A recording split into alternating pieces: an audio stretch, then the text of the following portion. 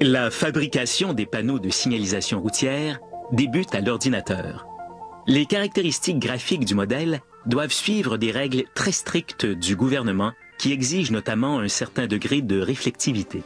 Un logiciel guide la machine qui découpe le modèle dans une pellicule spéciale. Une fois le modèle découpé, on le détache minutieusement et on élimine les retailles.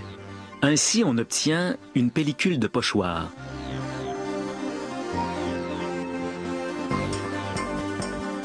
Dans ce cas-ci, un panneau d'arrêt. On l'examine pour s'assurer qu'il n'y a pas de défaut. Puis, on prépare l'écran de polyester qui servira plus tard à imprimer le panneau.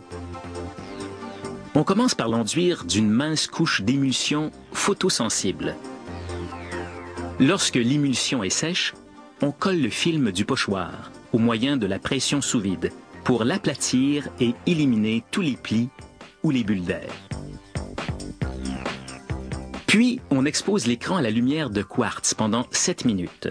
Cela active l'émulsion qui n'est pas protégée de la lumière par le film du pochoir.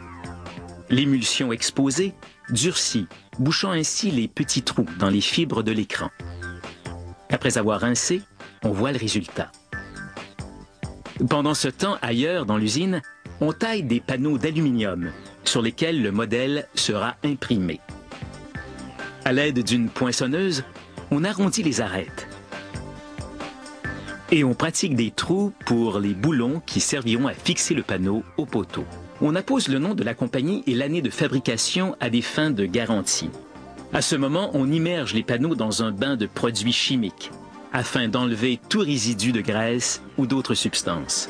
Puis, on rince les panneaux avant de les tremper dans une solution acide qui scelle le métal et le rend plus résistant aux intempéries. Ensuite, on lamine les panneaux d'aluminium avec une pellicule contenant de minuscules particules de verre. Cette pellicule rendra le panneau réfléchissant à la lumière.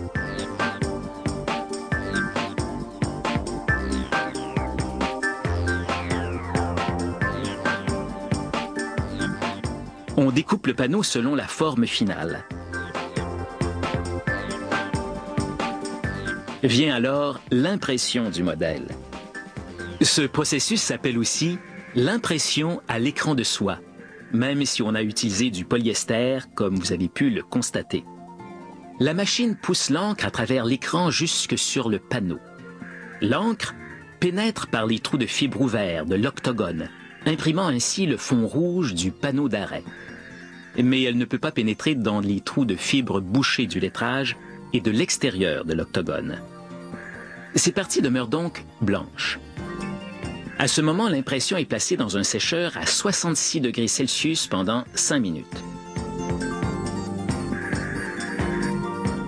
Afin de produire des plaques de rue, on doit d'abord laminer des panneaux d'aluminium avec une pellicule réfléchissante pour la couleur de fond. Puis, on sérigraphie le nom de la rue, où on applique du lettrage réfléchissant autocollant. Ensuite, on reprend le processus de sérigraphie pour imprimer les panneaux multicolores. On doit imprimer une couleur à la fois et prévoir un cycle de séchage entre chaque couleur. Tous les films de pochoir sont rangés soigneusement pour usage futur.